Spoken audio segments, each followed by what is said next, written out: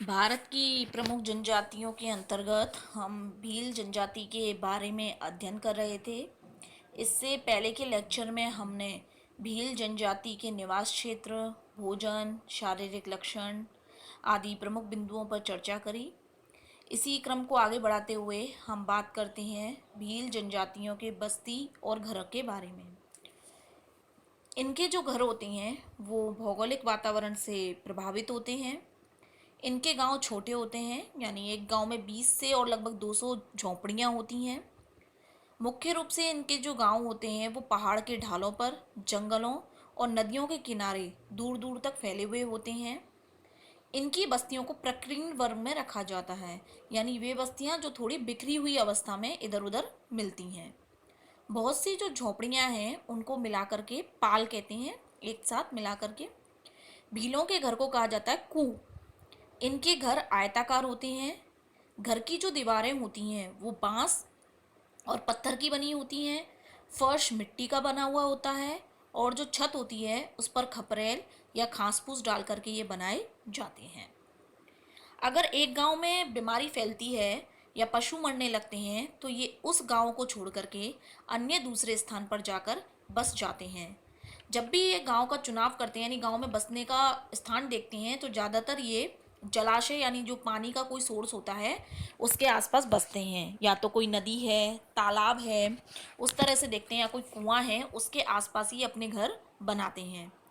प्रत्येक जो भील होता है परिवार, उसके पास एक छोटी सी बैलगाड़ी होती है और इस बैलगाड़ी में ही ये अपने सामान को लाने ले जाने का कार्य करते हैं, यानी ये बैलगाड़ी इनका वाहन होती है। बस्ती और घर के बाद में हम बात करते हैं इनकी सामाजिक व्यवस्थाओं के बारे में, यानी इनका सामाजिक जीवन कैसा है। सामाजिक व्यवस्था इनकी बहुत ही सुगठित है, मतलब अच्छी व्यवस्था है, संगठित है। इनकी पूजा की, विवाह और जीवन क्रम की जो विशेष पद्धतियाँ होती हैं वे अलग अलग और अनूठी होती हैं। पिता जो होता है वो घर का मुखिया होता है। इनमें संयुक्त परिवार की प्रथा है। संयुक्त परिवार होता है जिसमें पिता जो होता है वो घर का मुखिया होता है और घर के सभी सदस्य जो है वो पिता के निर्देश का पालन करते हैं। पिता को संपत्ति संबंधी सभी अधिकार प्राप्त होते हैं और इसके अलावा जो सभी सदस्य होते हैं वो जो भी पिता संपत्ति है या अन्य कोई भी निर्देश होगा वह देता है और उसका पालन करते हैं। स्त्रियों को कम अधिकार प्राप्त होते हैं, किंतु घर की जो व्यवस्था है, खेती कार्य है, उनमें वो पूरा योगदान प्रदान करती हैं। शादी के बाद जो लड़का होता है वो परिवार से अलग होता है, लेकिन सभी सामाजिक कार्य जो है वो पिता के जीवन काल में उसी के निर्देश में संपन्न होते हैं, यानी अलग हो जाता है, लेकिन अन्य जितने भी कार्य है वो पिता के निर्देशों के अनुसार ही करता है। भीलों का जो गांव है उसमें एक ही वंश की शाखा होती है, यानी एक गांव में एक ही वंश मिलता है। इनके मुखिया को तदवी और वंशाओं कहा जाता है। भील जाति जो है वो अनेक छोटे छोटे समूह में विभक्त होती है जिन्हें अटक, ओदाग, गोत्र या कुल भी कहते हैं। एक ही अटक के सदस्य एक ही पुरखे के वंशज होने के कारण अंतर विवाह नहीं करते हैं, यानी एक गोत्र जो होता है वो एक ही पुरखे के वंशज होते हैं। भील लोग जो होते हैं वो उनमें जो बहिर्विवाह है, बहिर्विवाह की प्रथा काफ़ी प्रचलित है। इनके अंतर्गत बहिर्विवाह किया जाता है। इसके अलावा एक दापा प्रथा भी प्रचलित है। शादी के समय दापा प्रथा होती है जिसमें कुछ रकम होती है या पैसे होते हैं जो लड़की का पिता लेता है लड़के वालों से। इसके अलावा अगर इनके स्वभाव की बात करें तो ये बहुत ही वीर होते हैं, साहसी होते हैं और निडर होते हैं। स्वामी भक्त भी होते हैं और शपथ के पक्के होते हैं। केसरिया नाथ के चढ़े केसर के जो पानी है उसको पीने के बाद में ये कभी भी झूठ नहीं बोलते हैं। घर आए हुए शत्रु का भी सम्मान करते हैं। मेवाड़ के जो राजा थे उनकी सेवाओं में ये द्वितीय पंक्ति रही है। इस तरह मेवाड़ राज्य के चिन्ह, जो मेवाड़ राज्य का चिन्ह बना हुआ है, उसमें एक ओर तो राजपूत और दूसरी तरफ भील की आकृति बनी हुई है। इस जनजाति के लोग जो हैं कोई भी आपातकालीन समय में, यानी कोई मुसीबत या खतरा उत्पन्न होता है या किसी भी तरह की कोई बैठक इनको करनी होती है तो ढोल बजा करके सबको एक जगह पर एकत्रित कर लेते हैं।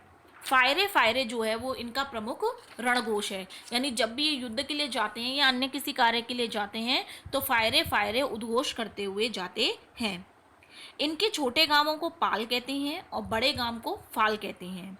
समस्त पाल का मुखिया गमेती, जिसे ग्राम स्वामी भी कहते हैं, कहलाता है, जो एक प्रकार से इनका शासक होता है। जो इनका मार्गदर्शक होता है, यानी इन्हें किसी भी कार्य में मार्गदर्शन प्रदान करता है, उसे बोलावा या बुलावा कहते हैं। यदि कोई भील किसी सैनिक के घोड़े को मार लाता है तो उसे पाखरिया कहते हैं। पाखरिया जो होता है उसको भील समाज में बड़ी इज्जत दी जाती है, यानी वो किसी भी सैनिक के घोड़े को मारता है इसलिए उसे बहुत ज़्यादा इज्जत मिलती है। तो इस तरह की से जो इनकी सामाजिक व्यवस्था है वो एक सुगठित सामाजिक व्यवस्था है। साथ ही इनमें योद्धा प्रवृत्ति भी मिलती है, तो युद्ध कौशल में भी ये काफ़ी निपुण होते हैं। अब बात करते हैं भीलों के वस्त्र के बारे में। जैसा कि भील लोग जो है वो उष्ण जलवायु वाले भी क्षेत्रों में रहते हैं जहाँ पे बहुत ज़्यादा गर्मी पड़ती है, इसलिए इनके वस्त्र जो हैं वो सूती कपड़े के बने हुए होते हैं। सर्दियों में ये ऊन से बने हुए वस्त्रों का प्रयोग करते हैं, वैसे ये हमेशा सूती वस्त्र पहनते हैं। पुरुष जो है वो ऊंचा कुर्ता और धोती पहनते हैं, सिर पर साफा बांधते हैं, जबकि जो स्त्रियां होती हैं वो सूत का दामन यानी लहंगा कुर्ता या आंगी पहनती हैं, यानी लहंगा के संग कुर्ता या लहंगा के संग आंगी जो होती है वो पहनती है। तो इस तरीके से ये इनका जो वस्त्र है वो भी अपने आप में थोड़े अलग होते हैं। अब बात करते हैं भीलों के रीति रिवाजों के बारे में, यानी इनके अंदर कौन कौन से रीति रिवाज चलते हैं। तो भील लोग जो हैं वो बड़े ही मेहनती और ईमानदार होते हैं। चोरी करना इनके यहाँ धार्मिक पाप माना जाता है। विवाह जो है वो बड़ी अवस्था में होता है, यानी इनके यहाँ बाल विवाह का प्रचलन नहीं है। इसके अलावा ये विवाह करते हैं तो जैसे लड़की की उम्र 21 साल और लड़की की 18 साल होती है, तो बालिग होने के बाद ही इनके यहाँ पे शादी की जाती है। किसी किसी क्षेत्र में शूरता और साहस का कार्य दिखाने वाला जो लड़का होता है वो अपनी पसंद से लड़की को छांटने का अधिकार रखता है, यानी कोई वीर योद्धा होता है तो वो अपनी पसंद से किसी भी लड़की का चयन शादी के लिए कर सकता है। इस प्रथा को गोल गधेड़ा प्रथा कहते हैं। भीलों में बहुत सारे देवी देवताओं की पूजा होती है। अंधविश्वासी प्रकृति के लोग हैं ये, भूत प्रेत में भी विश्वास करते हैं। इसके अलावा हिंदुओं में जो अन्य जातियां हैं उनकी तरह इनमें दाह संस्कार की प्रथा भी पाई जाती है। इनके अगर हम धर्म की बात करें तो इनका धर्म हिंदू धर्म से ही मिलता जुलता है, क्योंकि ये हिंदुओं के देवी देवता जैसे कि महादेव, राम, कालिका, दुर्गा, हनुमान, गणेश, शीतला माता आदि की पूजा करते हैं। जादू टोने में भी विश्वास करते हैं। मृत्युपरांत ये जीवन में विश्वास भी करते हैं। मृतकों को जलाते हैं। हिंदुओं की तरह कर्म कांड यानी यज्ञ वगैरह ये लोग करते हैं। हिंदुओं के लगभग सभी त्योहारों को मनाते हैं, और प्रमुख त्योहार की बात करें तो होली इनका प्रमुख त्योहार है। इस तरह से इनके रीति रिवाज जो है वो हिंदू धर्म से ही मिलते जुलते हैं। रीति रिवाज के बाद हम अंतिम जो बिंदु है उसके बारे में बात करते हैं, जो है अर्थव्यवस्था। अर्थव्यवस्था की हम बात करें तो आर्थिक दृष्टि से जो भील जनजाति है वो बहुत ज़्यादा गरीब यानी निर्धन जनजाति है।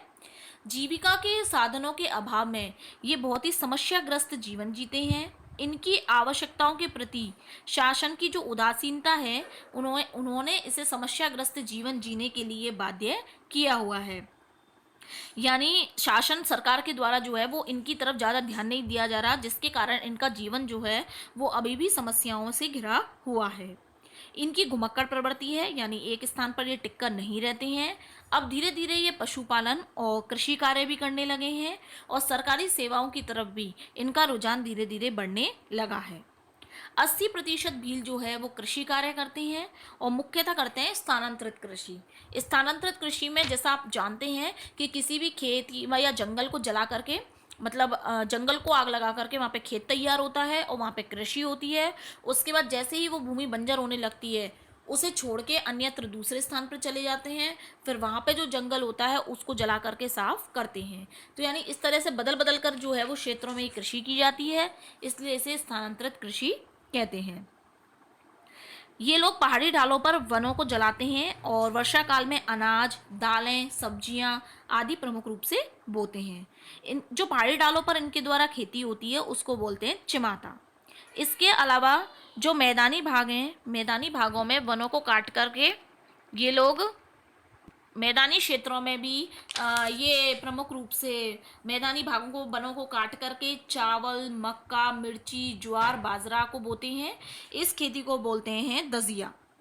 इसके अलावा जो भील जनजाति है उसके पुरुष तालाबों में मछली पकड़ने का काम भी करते हैं। महिलाएं जो हैं वो वनों में फल, शहद आदि इकट्ठा करती हैं।